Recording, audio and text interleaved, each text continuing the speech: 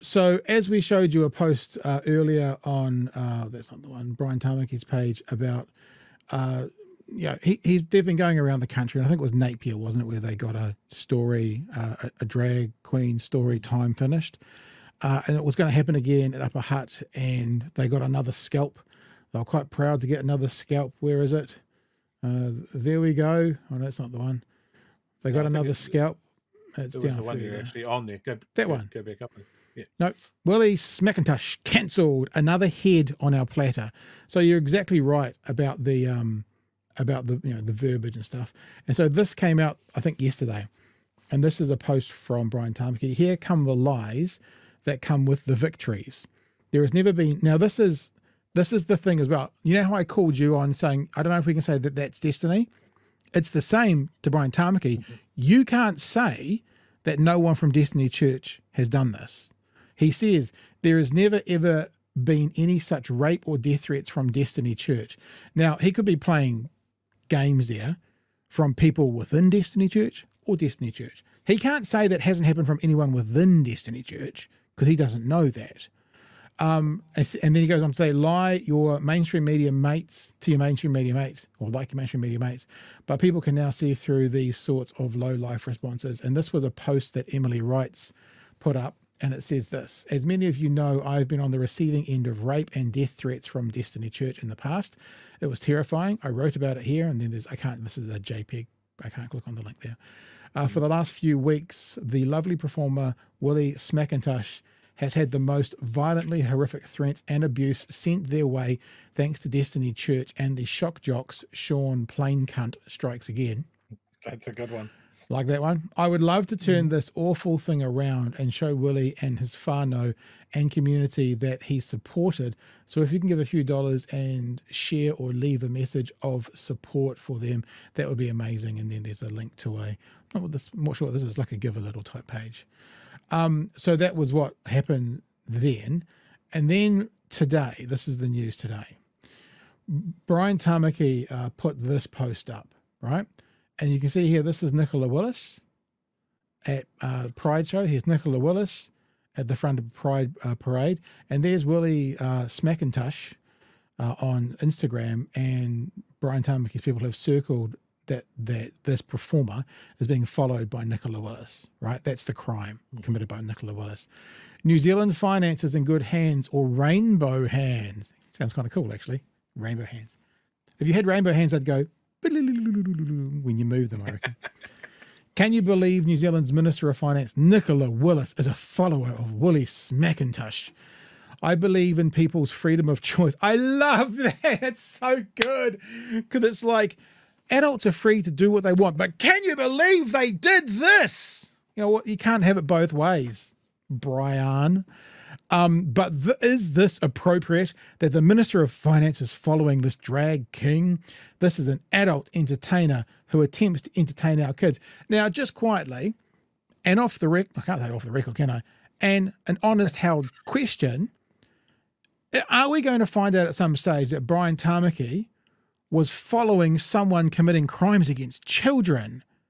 Is that going to come out in the wash? Because if Brian Tamaki was following on social media someone who committed crimes against children, how can we trust our finances with someone who followed someone who committed crimes against children? You see, it's easy to do that. Like, it's really easy to do that by association. I bet you there's photos of Brian Tamaki online that are unflattering. You could make a billboard and it's going like, can you believe that this person runs a church, and take it completely out of context? Of course you could do that if you wanted to. I mean, now, the whole guilt by association thing is really interesting, isn't it? Yeah. You know, if someone in your organization did a horrible thing, would you then say that the organization as a whole does a horrible thing? Well, that's the exact question we were just having, is does Destiny Church do this, or does members of Destiny Church do this? So now what I just said, people will know what reference that is to. We have no idea whether it's that way or not, or this person has done those crimes or not. But if they end up having done crimes, and if it ends up that Brian was following them on social medias, then how much worse will it be for a pastor to be following a child sex offender on the internet? Oh, clutch my pearls. The message goes on. We know the young Nats are also riddled with the trans rainbow agenda. New Zealand has been spending multi-millions of taxpayers and ratepayers' money on rainbow washing. Here's a few examples. 2019, an extra $3 million for transgender sex change surgeries. 2021, $4 million funding for the Rainbow Mental Health. 2022, an extra $2 million for rainbow and intersex health services. 2023, $2.25 million fundraising for Rainbow Games. And that's just the tip of the rainbow money iceberg. Again, that sounds like a cocktail. I'll have a rainbow money iceberg, please.